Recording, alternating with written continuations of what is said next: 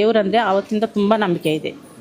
ಸ್ವಾಮಿ ಅಂದ್ರೆ ಇನ್ನ ಅವ್ರ ಗುರು ಅಲ್ವಾ, ಅವ್ರು ಹೇಳಿದ್ದು ಸತ್ಯ. ಆದ್ರೆ ಶಿವನ್ ನಂಬಿ ಇಷ್ಟು ದೂರ ಬಂದಿದ್ದೀರಾ, ನಿಜವಾಗ್ಲೂ ಗ್ರೇಟ್. ಮುಸ್ಲಿಂ ಆದ್ರೂ ಏನ್ ಅನಿಸ್ತದೆ ಸರ್? ನನ್ಗೆ ಒಳ್ಳೇದಾಗಿದ್ದಕ್ಕೆ ತಾನೇ ನಾನು ಬಂದಿದ್ದೀನಿ.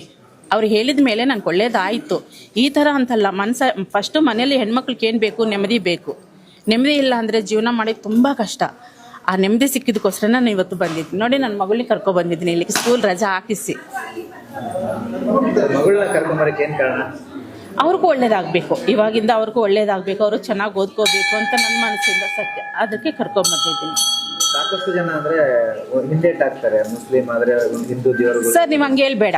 ನಮ್ಮ ಮುಸ್ಲಿಮ್ಸು ತುಂಬ ಜನ, ನಾನು ಸತ್ಯವಾಗಿ ದೇವಸ್ಥಾನದಲ್ಲಿ ನಿಂತ್ಕೊಂಡು ಸುಳ್ಳು ಹೇಳ್ಬಾರ್ದು, ತುಂಬ ಜನ ಹೋಗ್ತಾ ಇದ್ದಾರೆ. ಒಬ್ರಿಗೆ ಗೊತ್ತಿಲ್ಲ ಅಂತ ಒಬ್ಬರು. ಈಗ ನೀನು ನನ್ನ ತಮ್ಮ ಅನ್ಕೋರಿ, ನಿಮ್ಗೆ ಗೊತ್ತಿಲ್ಲ ಅಂತ ನಾನು ಹೋಗ್ತೀನಿ, ನನ್ಗೆ ಗೊತ್ತಿಲ್ಲ ಅಂತ ನೀವು ಹೋಗ್ತೀರಿ.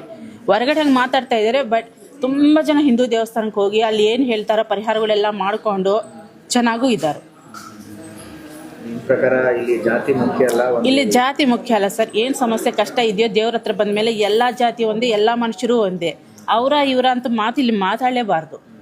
ಅನ್ನ ಅಂದಮೇಲೆ ಎಲ್ಲರೂ ತಿಂತೀವಿ, ಹೌದಾ? ಅದು ಹೆಂಗೆ ಬೆಳೆಯುತ್ತೆ ಅಂತ ಕೇಳಲ್ಲ. ಅನ್ನ ಮಾತ್ರ ತಿಂತೀಮ, ಮತ್ತು ಅನ್ನ ತಿಂದಿರೋ ದೇವಸ್ಥಾನ ಬಂದ ಮೇಲೆ ಏನಾಗುತ್ತೆ ಹೇಳಿ? ಒಳ್ಳೇದೇ ಆಗುತ್ತೆ. ಅದು ತಿಂದ ಮೇಲೆ ಅನ್ನ ರುಚಿ ಗೊತ್ತಾಗುತ್ತೆ. ದೇವರು ಒಂಥರ ಬಂದ ಮೇಲೆ ಅವ್ರ ಪವಾಡನೂ ಗೊತ್ತಾಗುತ್ತೆ.